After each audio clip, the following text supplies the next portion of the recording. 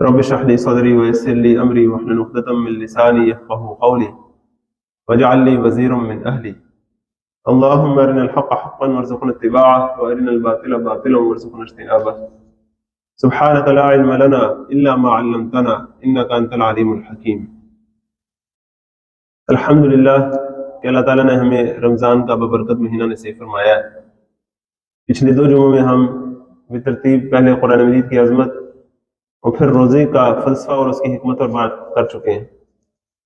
اس دفعہ انشاءاللہ ہم رمضان اور قرآن کا جو آپس کا تعلق ہے اور پھر اس کے ساتھ جو پاکستان کا تعلق ہے اس حوالے سے بات کریں گے. پہلے سب سے تو یہ سمجھیے کہ اس دنیا میں جو بھی چیزیں آپ کو مجھے ملی ہیں وہ اللہ تعالیٰ کی نعمت ہے، اللہ تعالیٰ کے دینے سے ہیں. لیکن اللہ تعالیٰ نے ہمیں جتنی بھی نعمتیں دی ہیں ان میں سب سے بڑی نعمت وقت کی نعمت ہے. بڑی اہم چیز ہے وقت. یہ وقت تیزی سے گزری جا رہا ہے اور دن پر ہفتہ، ہفتے پہ مہینہ، مہینے پہ سال، آگے سے آگے انسان کی عمر چلتی جاتی ہے. آپ یوں بھی کہہ سکتے ہیں کہ ساری نعمتیں ایک طرف ہیں اور وقت ایک طرف ہے. اس کو آپ یوں سمجھیے کہ ایک شخص کو دنیا جہان کی ساری چیزیں دے دی جائیں لیکن اسے کہا جائے کہ تمہارا وقت ختم ہو گیا تو وہ ان ساری چیزوں کا کیا کرے گا؟ جبکہ اگر ایک شخص سے دنیا میں جو بھی اس کی چیزیں ہیں لے لی جائیں لیکن اس کے پاس وقت ہو تو وہ کچھ نہ کچھ حاصل پھر کر لے گا.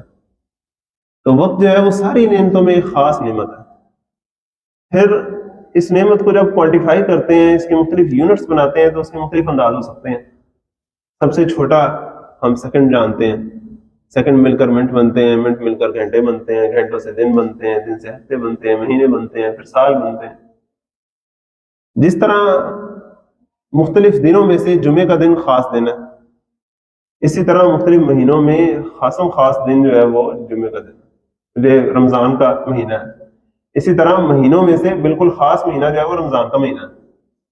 رمضان کا مہینہ اللہ تعالیٰ نے بڑا خاص مسلمانوں کو عطا فرمایا ہے. اس کے خاص ہونے کی بہت سی وجوہات ہیں جس کا ذکر اس آیت میں آپ کے سامنے آئے گا. جس طرح میں نے پچھلی دفعہ آپ کے سامنے بات کہی تھی کہ قرآن مجید بالعموم جب کسی فرض کا حکم دیتا ہے تو اسے ایک سے زیادہ مقامات پر اس کا تذکرہ کرتا ہے. رمضان ایک ایسی چیز ہے کہ اس کا ایک ہی مقام پر لا کر قرآن مجید نے سارا ذکر کیا. اور یہ لفظ رمضان بھی بڑا خوبصورت ہے، ایک ہی جگہ یہاں اس طرح سورۃ بقرہ کے درمیان میں آ رہا ہے بڑی خاص شان کے ساتھ. تو شہر رمضان، ماہ رمضان، اس کی کیا خاص بات ہے؟ الذی انزل فیہ القرآن، کہ اس میں نازل کیا گیا ہے قرآن. اور وہ قرآن کیا ہے؟ ھدی للناس وبینات من الہدی والفرقان، وہ تمام انسانوں کے لیے ہدایت ہے، رہنمائی ہے، گائیڈنس ہے. اور اس قرآن میں الہدا اور الفرقان، ہدایت اور حق و باطل میں واضح فرق کر دینے والی کسوٹی کی واضح دلیلیں ہیں. ذرا آپ اندازہ کریں کہ جو میں نے بھی آیت آپ کے سامنے پڑھی ہے، شہر رمضان الذی انزل فیہ القرآن ھدی للناس وبینات من الہدی والفرقان، یہ ایک آیت کا ایک حصہ ہے. اور وہ آیت بھی قرآن مجید کی سب سے بڑی صورتوں میں سے سب سے بڑی صورت جو سورۃ بقرہ ہے اس کے درمیان میں کر کے ایک آیت ہے. لیکن اس کی خوبصورتی کا آپ اندازہ کریں کہ عام طور پر ہم سمجھتے ہیں کہ جو قرآن مجید کی چھوٹی صورتیں ہیں آخر میں جو قرآن مجید کی آئی ہیں وہ شاید صوتی آہنگ کے اعتبار سے بڑی اہم ہیں. القاریہ ملقاریہ وما ادراک ملقاریہ، اس میں ایک ترتیب ہے نا. بڑی صورتوں میں ہم عام طور پہ اس چیز کو اپریشیٹ نہیں کرتے تھے، جبکہ قرآن مجید کی ہر آیت میں خوبصورتی ہے، الگ الگ شان ہے. اب یہاں دیکھیے کیسی شان ہے کہ شہر رمضان 2 لفظ، پھر آگے الذی انزل فیہ القرآن 4 لفظ، پھر آگے ھدی للناس وبینات من الہدی والفرقان 6 لفظ. کیسی ترتیب سے، ایک عددی ترتیب بھی ہے اس کے اندر اور خوبصورتی ہے. اور ساتھ آپ دیکھیں پہلے ماہ رمضان کا ذکر، پھر اس کی خاصیت، اس کی خصوصیت کس وجہ سے ہے؟ قرآن مجید کے نزول کی وجہ سے. پھر قرآن مجید کیا ہے؟ وہ ہدایت اور فرقان ہے، اس کی پوری ایک خاص ترتیب سے بیان کیا گیا. یہ مجھ پر واضح تب ہوا جب میں نے ایک عربی ایک قاری ہیں شیخ السلیمی کر کے ان کا نام ہے، ان کو اللہ تعالیٰ نے بڑی خوبصورت آواز دی ہے. وہ عربی میں شاعری بھی پڑھتے ہیں، شاعری جو لوگوں کو وعظ و نصیحت کرنے والی شاعری ہے. جس طرح آپ کو پتا ہے کہ کچھ علماء اور خطباء ایسے ہوتے ہیں کہ وہ اپنی جو تقریر ہے وہ بھی شاعری کے انداز میں کرتے ہیں. تو عرب تو ویسے ہی بڑے ادیب ہوتے ہیں، ادب میں بڑا ان کا مقام ہوتا ہے. تو وہ شاعری بھی کرتے ہیں اور وعظ و نصیحت بھی وہ اوپن آؤٹ ڈور جگہوں پر جا کر، بازاروں میں اور جگہ جگہ جا کر نوجوانوں کو اپنی عربی کی شاعری سے انہیں اللہ کی طرف بلا رہے ہوتے ہیں، اللہ کے رسول صلی اللہ علیہ وسلم کی طرف دعوت دے رہے ہوتے ہیں. بڑی خوبصورت ان کی آواز ہے. تو ایک جگہ وہ رمضان کے حوالے سے لوگوں کو اللہ کی طرف بلا رہے تھے، تو عربی کی کوئی شاعری سے رمضان کی طرف بلا رہے تھے کہ رمضان کے مہینے کی طرف آ جاؤ، یہ بڑا برکتوں والا مہینہ ہے، اس میں برکتیں سمیٹ لو، گناہوں سے بچ جاؤ، جنت پالو، جہنم سے بچ جاؤ. کتنے لوگ تھے جو پچھلے سال رمضان میں ہمارے ساتھ تھے، اب رمضان میں ہمارے ساتھ نہیں ہیں، اللہ تعالیٰ سے مانگ لو. یہ ساری باتیں کرتے کرتے جب عربی کی بڑی خوبصورت شاعری سنا رہے تھے تو بیچ میں اچانک سے رک کے کہتے ہیں احسن منہا کلام اللہ. یہ جو میں نے بھی آپ کو شاعری سنائی ہے اس سے بہت زیادہ خوبصورت اللہ کا کلام ہے. تب انہوں نے جب یہ آیت پڑھی نا، شہر رمضان الذی انزل فیہ القرآن ہدی للناس وبینات من الہدی والفرقان، تب اس کا جو ایک صوتی آہنگ ہے وہ واضح ہوا کہ قرآن مجید کی آیت کتنی خوبصورت ہے، کتنی اٹریکٹیو ہے، دلوں کو اپنی طرف کھینچ لینے والی. اللہ تعالیٰ ہمارے دلوں کو اس کے ساتھ جوڑ دے. تو پہلی بات تو ہے شہر رمضان، اللہ تعالیٰ نے ہمیں رمضان کا مہینہ نصیب فرمایا. 2 مہینے پہلے ہی اس کی دعا آپ صلی اللہ علیہ وسلم شروع کر دیتے تھے اور ہم نے بھی شروع کی، اللہ کا شکر ہے. اب اللہ تعالیٰ نے ہمیں رمضان تک پہنچا دیا. اللہ تعالیٰ کا بڑا خاص کرم، اللہ تعالیٰ نے ہمیں چنا ہے اس رمضان تک پہنچانے کے لیے. پہلے تو اس بات کو دل سے اللہ تعالیٰ کا شکر ادا کریں. اب جو اگلے الفاظ ہے الذی انزل فیہ القرآن، اس رمضان کی برکت کی یہ خاص وجہ کیا ہے کہ اس میں قرآن مجید نازل کیا گیا ہے. قرآن جو بار بار پڑھا جانے والا کلام ہے، اور اس رمضان میں اس کا بار بار پڑھا جانا زیادہ واضح ہو جاتا ہے. ہر جگہ پڑھا جا رہا ہوتا ہے، بار بار پڑھا جا رہا ہوتا ہے. اور آپ تو ماشاءاللہ جو ساتھی آپ میں سے دورہ ترجمۃ القرآن جو ہو رہا ہے نور محل شادی حال میں، تو وہ تو اس سے 3 دفعہ گزر رہے ہیں. ایک دفعہ جب وہ ترجمہ مدرس بیٹھ کر پڑھا رہے ہیں تب آپ ان کے منہ سے سن رہے ہیں، خود پڑھ رہے ہیں، پھر ساتھ ترجمہ پڑھ رہے ہیں، پھر قاری صاحب تراویح میں پڑھا رہے ہیں. تو آپ تو کئی دفعہ قرآن مجید سے گزرنے کا آپ کو سعادت مل رہی ہے. جہاں کہیں ہے ہم بار بار قرآن مجید پڑھنے والے بنے. تو قرآن مجید تو ہے ہی کلام ایسا جو بار بار پڑھنے کی چیز ہے، اس کو بار بار پڑھنا چاہیے. لیکن رمضان میں اس کا بار بار پڑھنا زیادہ واضح ہو جاتا ہے کہ جو بندہ ساری عمر بھی پورے سال میں وہ قرآن مجید نہیں کھولتا، وہ رمضان میں قرآن مجید کھول لیتا کچھ نہ کچھ. تو اللہ تعالیٰ ہمیں رمضان میں قرآن مجید کھولنے کی توفیق عطا فرمائے، اور بالخصوص اپنا ذاتی جو قرآن مجید کا مطالعہ ہے وہ کرنے کی توفیق عطا فرمائے.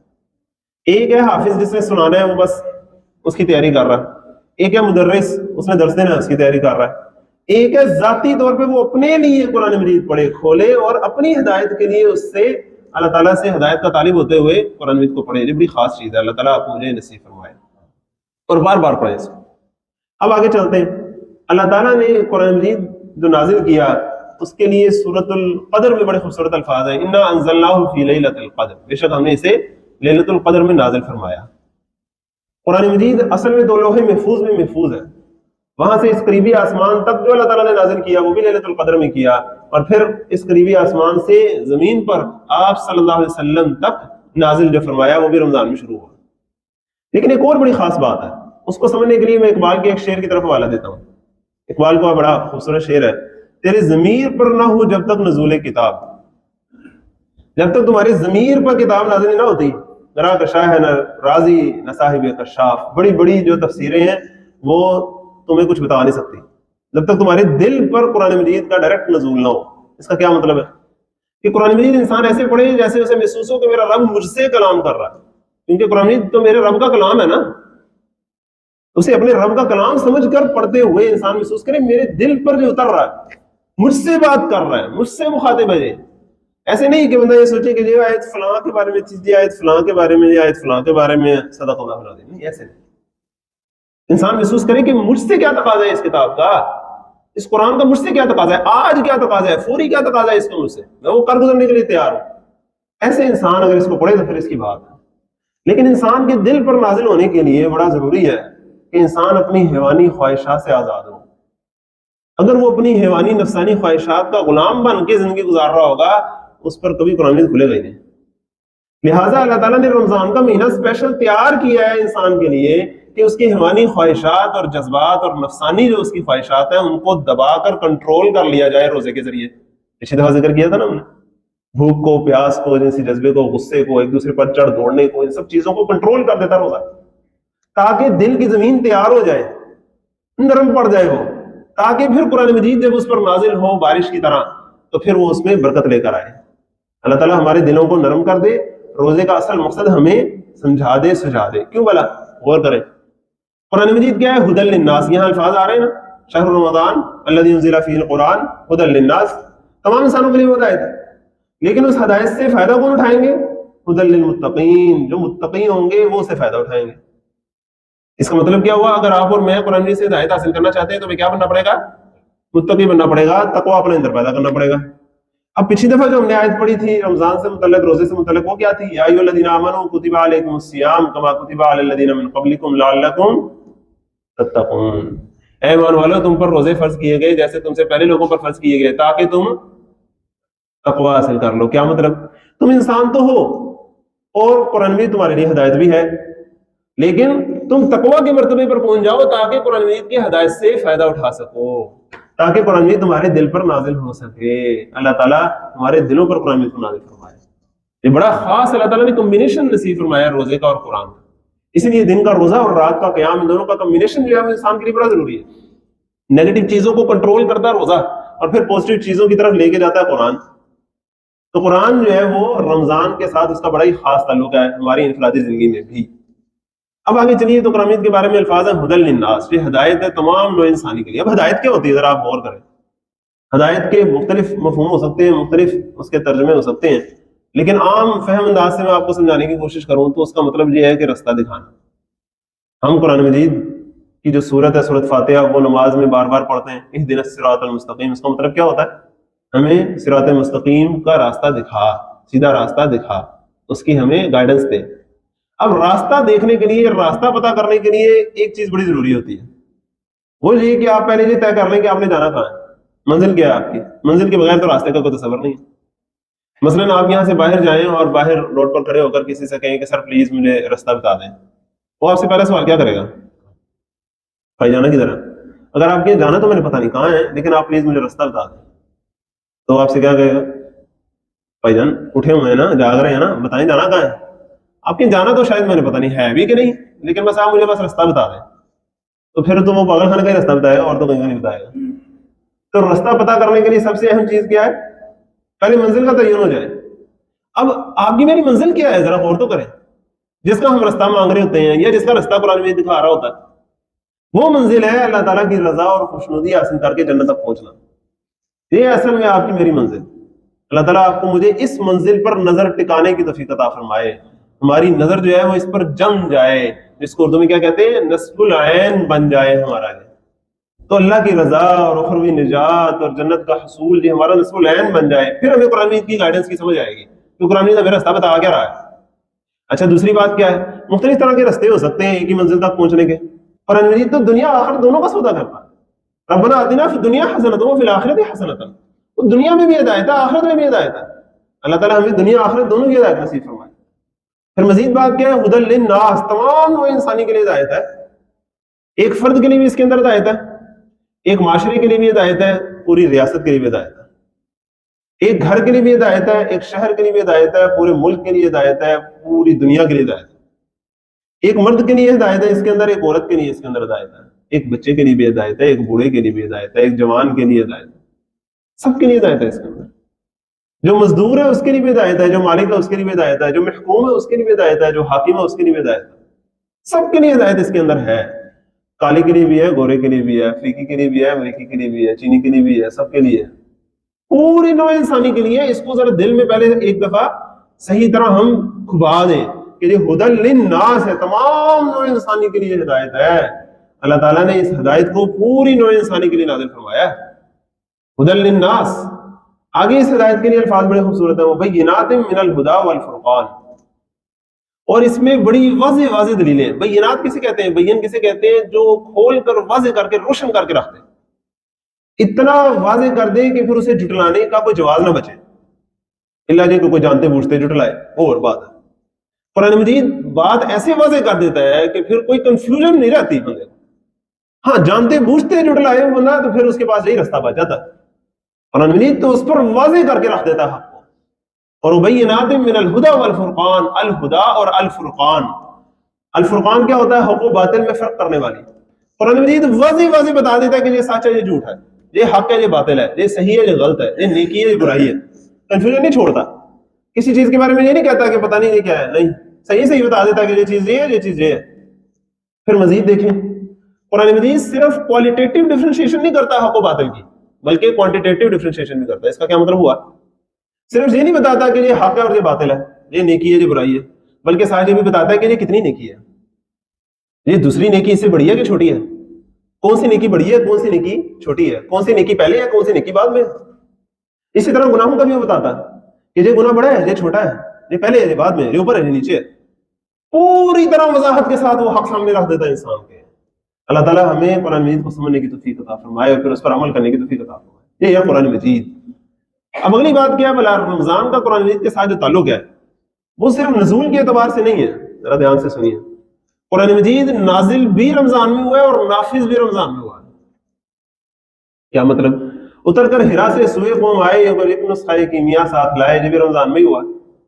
پھر وہ پوری دعوت و تبلیغ کے نتیجے میں جب مسلمان ہجرت کر کے مدینے چلے گئے اور مدینے جا کے انہوں نے مکی دور کی جتنی تعلیمات تھی اس کے مطابق جب ایک معاشرہ کھڑا کر دیا وہاں، اور اس معاشرے کا جب دوسرے معاشروں سے کلیش سامنے آیا، جب ٹکراؤ ہوا اس حق معاشرے کا باطل معاشروں کے ساتھ، تو پھر 313 کا جب 1000 کے ساتھ مقابلہ ہوا تو اللہ تعالیٰ نے اس کے لیے بھی رمضان کا مہینہ ہی چوز کیا۔ مہینہ رمضان کا ہی تھا کہ جب پہلا ٹکراؤ ہوا حق و باطل کا، غزوہ بدر کے نام سے جسے ہم جانتے ہیں، اور باطل کو منہ کی کھانی پڑی، وہ مہینہ کون سا تھا؟ رمضان کا مہینہ۔ اس سے آپ آگے چلیں تو غزوہ احد اگلے سال، وہ شوال میں ہوتی ہے، تو اس کی تیاری کب ہوئی ہونی ہے؟ سوچے نا، اور جنگ سے زیادہ اہم تو اس کی تیاری ہوتی، وہ بھی رمضان میں ہوئی۔ پھر آگے غزوہ احزاب، اور اس کے بعد جب صلح حدیبیہ، اور اس کے بعد جب فتح مکہ تک بات پہنچی ہے، تو فتح مکہ کس مہینے میں ہوا ہے؟ رمضان میں ہوا ہے۔ اندازہ کریں آپ۔ تو حق و باطل کا جو مارکا جاری تھا مدینے اور مکے کے درمیان، اس کا آغاز بھی رمضان میں ہو رہا ہے اور اس کا اختتام بھی رمضان میں ہو رہا ہے، اس کی تکمیل بھی رمضان میں ہو رہی ہے۔ تو رمضان صرف قرآن مجید پڑھنے پڑھانے کا مہینہ نہیں ہے، بلکہ اس سے آگے بڑھ کر قرآن مجید عمل کرنے کروانے کا بھی مہینہ ہے۔ رمضان ایسا خاص مہینہ ہے کہ وہ خود بھی عمل کرنے کا اپنے معاشرے میں، اپنی ریاست میں، پوری انسانیت کے سامنے وہ جو عدل و انصاف کا ایک نظام دیتا ہے، ظلم کے خاتمے کی جو بات کرتا ہے، اس کے لیے آگے بڑھ کر ٹکر لینے کا بھی مہینہ رمضان کا مہینہ ہے۔ یہ بات بڑی اہم اور ضروری ہے۔ اس کی وجہ یہ ہے کہ بالعموم ہم رمضان میں یہ سمجھتے ہیں کہ اب رمضان میں تو ہمیں باقی ساری چیزیں چھوڑ کے صرف بس اللہ اللہ کرنی چاہیے۔ نہیں، دین تو ایک مکمل نظام زندگی ہے۔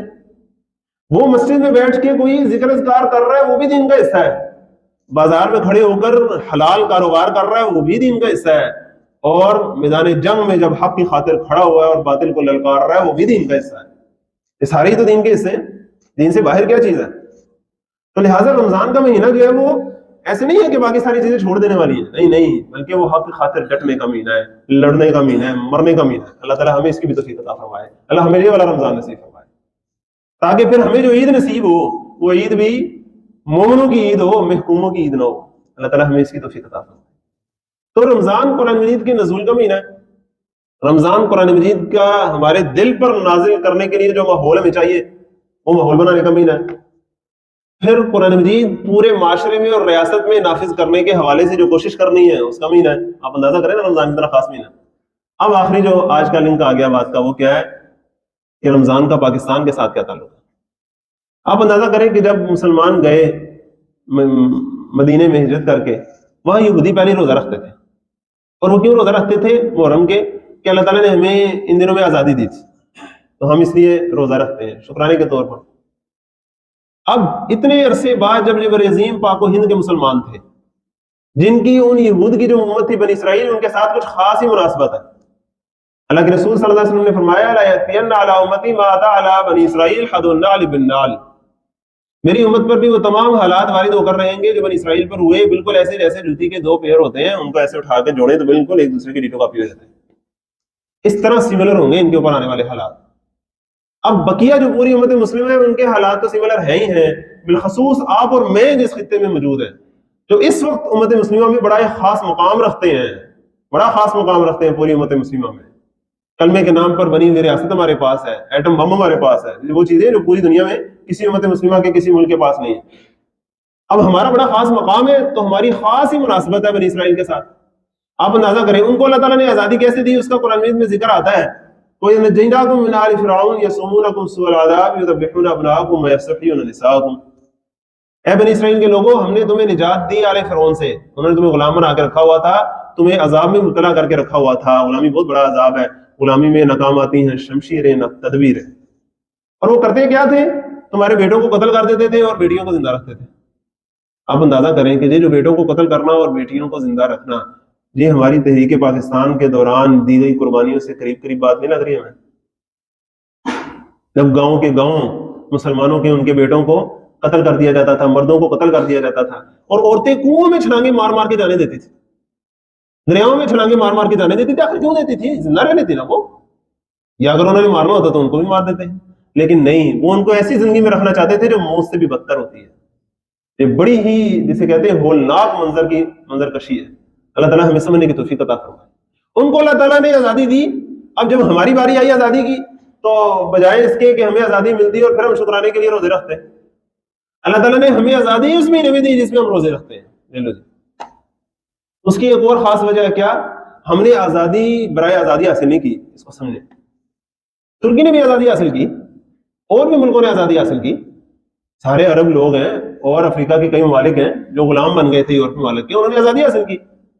لیکن سب نے اپنی قومیت کی بنیاد پر, اپنی وطنیت کی بنیاد پر آزادی حاصل کی. ہم نے یہاں کیا کہا؟ مسلم ہے تو مسلم لیگ میں آ. پاکستان کا مطلب کیا؟ لا الہ الا اللہ. یہ ہم نے کہا. جب یہ کہا, دوسرے الفاظ میں ہم نے یہ کہا کہ ہمیں ایک آزاد خطہ مل جائے تو ہم قرآن مجید کے جو عدل و انصاف کے اصول ہیں اس کے مطابق ایک نظام بنا کر دنیا کے سامنے پیش کریں گے. جب ہم نے یہ دعویٰ کیا, یہ وعدہ کیا, تو اللہ تعالیٰ نے کہا ٹھیک ہے, تمہیں وہی مہینہ دیتے ہیں جس میں قرآن نازل ہوا اور نافذ ہوا تھا, چلو اس میں تمہیں آزادی دی ہے. اور اللہ کا لاکھ لاکھ شکر بھی ہم ادا کریں اور اس ذمہ داری کا بوجھ بھی اپنے کندھوں پر محسوس کریں. یہ کوئی چھوٹی نعمت نہیں تھی اللہ تعالیٰ کی جو اللہ تعالیٰ نے ہمیں دی. اور رمضان بھی کیا رمضان ہوگا جو 47 کا رمضان ہوگا, آپ اندازہ کریں. ہمارے استاد ڈاکٹر اسرار احمد رحمۃ اللہ علیہ اپنی یادداشت بیان کرتے ہیں, اپنی یادداشت تو بیان کرتے ہیں کہ وہ ضلع حصار میں محصور ہو کر رہ گئے تھے. ہندوؤں نے اور سکھوں نے ان کے علاقے کو گھیر لیا تھا. تو اس علاقے کے نوجوانوں کی باریاں لگا دی گئیں کہ آپ نے مختلف مورچے جو ہے نا شہر میں اپنے گاؤں کے وہ ہم نے بنا لیے, اور مختلف نوجوانوں کی باریاں لگی, آپ نے فلاں مورچے پہ ہونا, آپ نے فلاں مورچے پہ ہونا, تاکہ اپنے گاؤں کا ہم نے دفاع کرنا. مسلمانوں کی اکثریت تھی اس گاؤں میں. ڈاکٹر صاحب کہتے ہیں میری ذمہ داری ایک ایسے مورچے پر لگی جو مسجد کے قریب تھا, اور رمضان بھی قریب تھا. آپ کو پتا 47 رمضان کا مہینہ ہی ہے نا, اگست پہ. اب رمضان کا مہینہ تھا, وہ ہم مورچے میں پہرا بھی کر دیتے تھے, اور ساتھ مسجد میں میں اور میرے بھائی, ہم دونوں کی ذمہ داری لگی ہوئی تھی.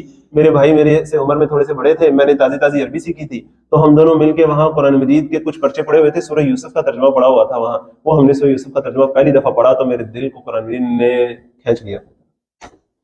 اور کیا اس شخص کے دل کو قرآن نے کھینچا کہ پوری زندگی انہوں نے لگا دی اس کے اوپر. اللہ تعالیٰ ہمارے بھی دلوں کو ایسا کھینچے آج کے دور میں کہ باقی سب چیزوں سے بالا تر ہو کر زندگی کا ایک مشن بنا لے کہ زندگی گزرے گی تو اب قرآن کے ساتھ گزرے گی, نہیں تو نہیں گزرے گی. کیا ہو گیا؟ گزرے گی تو قرآن کے ساتھ ہی گزرے گی, ایسی زندگی گزرے گی. کچھ مزہ ہے تو یہی خون جگر پینے میں. اب یہی زندگی گزارنے کا یہی طریقہ پاس رہ گیا. کیا وہ رمضان ہوگا آپ اندازہ کر سکتے ہیں کہ باہر پیرا دیا جا رہا ہے اپنے گاؤں کے سارے لوگوں کے تحفظ کے لیے, اور ساتھ قرآن مجید پڑھا جا رہا ہے. یہ ہوتا ہے رمضان. اللہ تعالیٰ ہمیں یہ والا رمضان نصیب فرمائے. ہم نے رمضان پتہ نہیں کیسے سمجھ لیا, چند رسومات اور چند چیزیں رہ گئی صرف. نہیں, یہ آزادی حاصل کرنے کا, اس آزادی کو باقی رکھنے کا, اس آزادی کو بچانے کا, اس کو ڈیولپ کرنے کا, اور پھر اللہ تعالیٰ کا جو اللہ تعالیٰ نے ہمیں قرآن مجید دیا ہے اس کو پڑھنے پڑھانے کا, سیکھنے سکھانے کا, اس کو نافذ کرنے کا مہینہ ہے. اللہ تعالیٰ ہمیں یہ والا رمضان نصیب فرمائے. ہم دل سے اللہ تعالیٰ سے اس رمضان کے لیے دعا کریں. شہر رمضان الذی انزل فیہ القرآن ھدی للناس وبینات من الھدی والفرقان. جب ایسا شاندار مہینہ کسی کو ملے تو پھر اسے کیا چاہیے؟ فمن شہد منکم الشہر فلیصم. تو بس جو کوئی تم میں سے اس مہینے کو پا لے, بڑی نصیب ہے اس کے کہ اس نے اس مہینے کو پا لیا, تو بس اسے چاہیے کہ اس میں وہ روزے رکھے. ومن کان مریضا علی سفر فعدۃ من ایام اخر. پھر اگر کوئی تم میں سے مریض ہو یا سفر پر ہو تو دوسرے دنوں میں گنتی پوری کرے. کیا مطلب؟ اگر وقتی طور پر وسعت نہیں ہے تو جیسے ہی وسعت ہو فوراً اس پر عمل کرے. مانا نہ بنائے کہ اب میرے پاس تو وسعت نہیں, میں تو کچھ کر نہیں سکتا. نہیں, جیسے ہی وسعت پیدا ہو تو فوراً سے اس پر عمل کرنے کی کوشش کرے. یرید اللہ بکم اليسر ولا یرید بکم العسر. اللہ تعالیٰ تم پر آسانی چاہتا ہے, مشکل نہیں چاہتا. اگر اللہ تعالیٰ کہتا کہ نہیں مریض ہو چاہے سفر میں ہو تم نے روزہ رکھنا ہے, ہم کیا کر لیتے ہیں؟ سوچے مشکل ہوتی نا ہمیں, لیکن اللہ تعالیٰ نے ہمارے لیے آسانی رکھ دی. مزید دیکھیں روزہ بذات خود آپ کی میرے لیے آسانی ہے. آپ ذرا اندازہ کریں کہ جو بچے جنہوں نے امتحان دینا ہوتا ہے بورڈ کا, تو بورڈ کے امتحان سے پہلے کیا ہوتا ہے؟ ٹیسٹ سیشن ہوتا ہے، اور وہ پیسے دے کے اتنی مہنگی فیسیں دے کے ٹیسٹ سیشن کرا رہے ہوتے ہیں کہ وہ جو اصل امتحان ہے اس سے پہلے ذرا ہم پریکٹس کر لیں، اس کے لیے پیسے دے کے کر رہے ہوتے ہیں. جبکہ یہاں اللہ تعالیٰ آپ کی میری پریکٹس کروا رہا ہے پورے زندگی کی، کہ پوری زندگی میں تم نے اپنی نفسانی خواہشات پر اور شیطان کی پکار پر قابو پانا ہے اور میری پکار پر لبیک کہنا ہے. اس کی پریکٹس کیا کرو سال میں ایک پورا مہینہ. اور وہ پریکٹس کیسے کروا رہا ہے؟ ہم سے فیس لے رہا نہیں، ہمیں برکتیں دے رہا ہے، ہمیں سحری میں بھی برکت ہے، افطاری میں بھی برکت ہے، تراویح میں بھی برکت ہے، برکت پہ برکت، ساتھ بار پریکٹس ہو رہی. تو یہ تو ہے ہی آسانی کے لیے، سراپا آسانی ہے، یہ تو تمہارے لیے مشکل نہیں ہے. اگر تمہاری یہ پریکٹس نہ ہوتی تو پھر وہ پوری زندگی کے امتحان میں عمل کرنا مشکل ہو جاتا نا. ٹیسٹ سیشن کے بغیر ڈائریکٹ امتحان میں بیٹھنا مشکل ہوتا نا. تو یرید اللہ بکم اليسر ولا یرید بکم العسر ولتکملوا العدہ، اور تاکہ تم اپنی گنتی پوری کر لو. اب یہاں ذرا غور کریں، اگر اللہ تعالیٰ کہتے ہیں کہ نہیں، اگر تم مریض ہو یا سفر میں ہو تو پھر تم نے اب روزہ نہیں رکھنا اور پھر اب تم روزہ رکھ نہیں سکتے، جاؤ تم اب محروم ہو گئے اس سے، تو کتنی محرومی کی بات ہوتی ہے. اللہ تعالیٰ نے کہا کوئی بات نہیں، بعد میں رکھ کے گنتی پوری کر لو، تاکہ تمہیں ایک فیلنگ جو ایک کمپلیشن کی ایک سینس ہے وہ بھی آ جائے، کہ احساس محرومی نہ رہے اور برکت بھی تم پالو کسی نہ کسی درجے میں. تو وَلِتُكْمِلُوا الْعِدَّةَ، تاکہ تم گنتی پوری کر لو، وَلِتُكَبِّرُوا اللَّهَ عَلَىٰ مَا هَدَاكُمْ، اور تاکہ پھر تم اللہ کو بڑا کرو اللہ کی دی ہوئی ہدایت پر. کیا مطلب؟ یہ جو تمہیں روزہ رکھوایا جا رہا ہے یہ روزہ برائے روزہ نہیں ہے. تم اپنے گھوڑوں کو روزہ رکھواتے تھے، کیوں رکھواتے تھے؟ تاکہ وہ اپنے مالک کے کام آ سکے میدان جنگ میں. ان کو بھوک پیاس کا عادی بناتے تھے، دھوپ کا عادی بناتے تھے. اللہ بھی تمہیں یہ بھوک پیاس کا عادی اس لیے بنا رہا ہے کہ کل کو تمہیں پیٹ پہ پتھر باندھنے پڑ سکتے ہیں. باندھنے پڑے کہ نہیں پڑے؟ کل کو تمہیں صبح سے شام تک تپتی دھوپ میں ایک تلوار کے ساتھ لڑنا پڑ سکتا ہے، خون و خون ہو گئے. لڑنا پڑا کہ نہیں لڑنا پڑا؟ کل کو تمہیں اپنے غصے پر، اپنے انتقام کے جذبے پر کنٹرول کرنا پڑ سکتا ہے، کرنا پڑا کہ نہیں کرنا پڑا؟ کل کو تمہیں اپنے اور قسم کے نفسانی خواہشات پر کنٹرول کرنا پڑ سکتا ہے، کرنا پڑا کہ نہیں کرنا پڑا؟ تو یہ ساری تو ٹریننگ ہے تاکہ جب اللہ کی بڑائی کے لیے تم میدان میں آؤ، بقیہ سب کی بڑائی کو چیلنج کر کے کسی کی بڑائی قبول نہ کرو اور اللہ کی بڑائی کے لیے آگے بڑھو، تو تم ڈٹ کے دکھا سکو. یہ سارا کچھ اس لیے ہو رہا ہے وَلَعَلَّكُمْ تَشْكُرُونَ، تاکہ تم شکر گزار ہو جاؤ. یہ ساری نعمتوں پہ نعمتیں ہیں تو شکر گزاری تمہیں کرنی چاہیے. اپنے دل سے بھی شکر محسوس کرنا چاہیے، اپنی زبان سے بھی شکر ادا کرنا چاہیے، اور اپنے عمل سے بھی شو کرنا چاہیے کہ تم شکر گزار ہو. لوگ دیکھ کے تمہیں پہچان جائے کہ ہاں یہ شکر گزار بندہ ہے. اللہ تعالیٰ ہمیں ایسا بنائے. اب آج کی آخری آیت ہے جو رمضان سے متعلق بڑی خاص ہے. وَإِذَا سَأَلَكَ عِبَادِي عَنِّي فَإِنِّي قَرِيبٌ. یہ بڑی خاص آیت ہے سورۃ بقرہ کی، اس کو ذرا صحیح طرح یاد بھی کریں. 186 آیت ہے، چھوٹی سی آیت ہے. وَإِذَا سَأَلَكَ عِبَادِي، اور اے نبی صلی اللہ علیہ وسلم جب میرے بندے آپ سے میرے بارے میں پوچھیں. کیا انداز ہے، میرے بندے ہیں وہ آپ سے میرے بارے میں پوچھیں. پہلی بات کیا ہے کہ بندے پوچھیں تو صحیح نا اپنے رب کے بارے میں. بندوں کے دل میں خواہش تو ہونا اپنے رب کے بارے میں کوئی جاننے کی، کوئی پہچاننے کی، کوئی معرفت کی خواہش تو ہو. جو پوچھیں ہی نہ تو پھر تو بات ہونا نہ ہوئی. لیکن اگر واقعی وہ رمضان میں گزاریں گے جو گزرتا ہے تو پھر تو کیا ہوگا کہ دل میں اللہ کی محبت پیدا ہوگی. پھر انسان یسألونک کی کیفیت میں آئے گا، اور سارے یسألونک بھی بعد میں آئیں گے کہ ہمارا رب کیا چاہتا ہے، ہم کیا کریں، کیسے کریں. سب سے پہلے تو رب کے بارے میں سوال کریں گے نا. تو رب کے بارے میں جب وہ سوال کریں اور کس سے کریں؟ ایرے گہرے سے نہیں، نبی صلی اللہ علیہ وسلم سے. تو اللہ کو پہچاننے، اللہ کے حکموں کو پہچاننے تو کس کے در پہ آنا ہے تمہیں؟ نبی صلی اللہ علیہ وسلم کے در پہ آنا ہے. ادھر ادھر نہیں، اس در سے ملے گا جو تمہیں ملے گا. تو اے نبی صلی اللہ علیہ وسلم جب میرے بندے آپ سے میرے بارے میں پوچھیں فَإِنِّي قَرِيبٌ، تو میں تو قریب ہی ہوں. یہ بڑا خوبصورت بات ہے. کوئی دنیا کا ایسا مقام نہیں ہے جہاں اللہ قید ہے. اللہ المشرق والمغرب. آپ مجھے بتائیں اللہ تعالیٰ کا گھر کون سا ہے؟ مسجد اللہ کا گھر ہے نا. چھوٹے بچے کو ہم سمجھاتے ہیں، میرا بیٹا ہے میں اس کو سمجھاتا ہوں مسجد اللہ کا گھر ہے، تو وہ کہتا ہے مسجد میں اللہ تعالیٰ رہتے ہیں. اس کے ذہن میں کنسیپٹ ہے اچھا مسجد اللہ کا گھر ہے، اللہ مسجد میں ہوتا ہے نا. لیکن کون سی جگہ ہوتی ہے جہاں اللہ نہیں ہوتا؟ یہ ہے سوچیں. رمضان کے 12 مہینے ہیں، ان مہینوں میں سے کس مہینے میں اللہ تعالیٰ کی رحمت سب سے زیادہ اونچی ہوتی ہے؟ رمضان میں. ایسا ہی ہے. کون سا مہینہ ہے جس میں اللہ تعالیٰ کی رحمت بہت نیچے ہوتی ہے؟ کوئی ہے مہینہ بتائیں. ہفتے کا کون سا دن ہے جس میں اللہ کی رحمت بہت اونچی ہوتی ہے؟ جمعے کا دن. ہفتے کا کون سا دن ہے جس میں اللہ کی رحمت بہت کم ہوتی ہے؟ چھٹی پہ ہوتی ہے، ویکینڈ ہوتا ہے، کوئی ویکیشن ہوتا ہے. پورے دن کی کون سی گھڑی ہے جس میں اللہ کی رحمت بہت اونچی ہوتی ہے؟ فجر کا وقت ہے، تہجد کا وقت ہے. دن کا کون سا وقت ہے جس میں اللہ تعالیٰ کی رحمت نیچے ہوتی ہے؟ اللہ تعالیٰ کہتا ہے اس وقت میرے سے کچھ مانگنا نا، میں نے تمہیں دینا. کہتا ہے اللہ تعالیٰ. کیا مطلب ہوا؟ فَإِنِّي قَرِيبٌ، میں تو قریب ہی ہوں. ہر وقت، ہر لحظہ، ہر آن. پکارو تو صحیح، بات تو کرو. اور یہ اصل میں آپ کے میرے لیے اصل رمضان کا اور خاص طور پہ اس رمضان کا جو سبق ہے نا، آج کا جو ٹیک ہوم میسج ہے وہ کیا ہے؟ اپنے ارد گرد ذرا دیکھیں، اپنے اندر دیکھیں، اپنے دل کو دیکھیں، جیسا ہے ویسا ہونا چاہیے. اس کی محبت، اس کے جذبات، اس کے خوف، اس کے توکل، وہ سب امیدیں ویسی ہیں جیسے ہونی چاہیے. اپنے کردار کو دیکھیں، کتنی خامیاں ہیں، کتنا انارکی کا شکار ہے ہم. اپنے گھروں کو دیکھیں، اپنے معاشرے کو دیکھیں، اپنے ملک کو دیکھیں، تباہی کے دہانے پر ہے. دیوالیہ ہونے کے قریب پہنچ نہیں رہا، ہو گیا. ریاست ٹوٹنے کے قریب پہنچی، آئین شکنی کی صورتحال بن گئی، یہ سب کچھ ہو گیا. انسان کے دل سے ایک دفعہ درد نکلنا چاہیے اللہ کے سامنے، دل سے پکار ایک نکلنی چاہیے اللہ کے سامنے، یا اللہ کیا ہو گیا، بچا لے یا اللہ. یہ جو بارش ہو رہی ہے اور زیادہ باری ہو رہی ہے، آپ کو لگتا ہے کہ یہ بڑی ہمارے لیے خیر کی بات ہے؟ گندم کی فصل کے ساتھ جو ہوگا لگ پتا جائے گا، آٹا پہلے جہاں پہنچا ہوا ہے، بندے مر رہے ہیں آٹو کے لائنوں میں. یہ تو کیسے سالی کی طرف بات چلی جائے گی. ابھی چند دن پہلے جب زلزلہ آیا تو لگ پتا گیا نا، نیچے سے زمین جب تھر تھر کانپی ہے تو جی اللہ تعالیٰ نے اسے ذرا ڈیپ رکھا ہوا تھا، اوپر بھی رکھ سکتا تھا، اس کے لیے تو کوئی بعید بات نہیں تھی.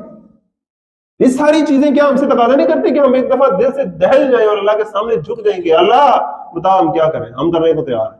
وَإِذَا سَأَلَكَ عِبَادِي عَنِّي فَإِنِّي قَرِيبٌ أُجِيبُ دَعْوَةَ الدَّاعِ إِذَا دَعَانِ. جیسے ہی کوئی پکارنے والا پکارتا ہے میں فوراً اس کی پکار کا جواب دیتا ہوں. صرف سنتا نہیں ہوں، جواب دیتا ہوں اس کو. وہ سنے تو صحیح. ہمارے رب نے تو ہم سے کلام کیا ہے. وہ لوگ گزر گئے جو کہتے تھے کہ جب میں چاہتا ہوں میں رب سے باتیں کروں تو نماز پڑھتا ہوں، جب میں چاہتا ہوں کہ رب میرے سے باتیں کرے تو میں قرآن پڑھتا ہوں. ہم کبھی چاہیں تو صحیح، آئیں تو صحیح، نماز میں جھکیں تو صحیح، اللہ کا کلام پڑھیں تو صحیح، دیکھیں اندر کیا کہتا ہے. اللہ بتاتا نہیں آج کے مسائل کا حل؟ بتاتا ہے. آنکھیں کھولیں نا، دل کی آنکھیں کھولیں، عصبیت سے پاک ہو کے ذرا دیکھیں تو صحیح. نظر آتا ہے، سارا کچھ نظر آتا ہے. تو اجیب دعوت الداعی اذا دعانی فلیستجیبوا لی. تو بس ان کو بھی تو چاہیے نا کہ میری بات تو کوئی رسپونڈ دیا کرے، کوئی رسپونڈ کیا کرے. فلیستجیبوا لی، اللہ تعالیٰ کی پکار پر لبیک کہا کریں، کوئی جواب دیا کریں، کوئی عملاً آگے بڑھا کریں. وَلْيُؤْمِنُوا بِي، اور مجھ پر ایمان پکا رکھا کریں، یقین رکھا کریں کہ جو میں کہہ رہا ہوں وقتی طور پہ مشکل لگ رہا ہے نا تمہیں، اسی میں تمہاری آسانی ہے. کیوں کہ یرید اللہ بکم اليسر ولا یرید بکم العسر. اللہ تعالیٰ تو تمہاری آسانی چاہتا ہے، اللہ تعالیٰ تو تمہاری بہتری چاہتا ہے. اللہ تعالیٰ کا کچھ بگڑنا نہیں ہے تمہاری ان کرتوتوں سے، تمہارا اپنا بگڑنا ہے. لعلہم یرشدون، تاکہ شاید وہ ہدایت کے مرتبے پہ فائز ہو جائیں. اللہ تعالیٰ ہمیں اس مرتبے تک پہنچا دے. آمین ثم آمین.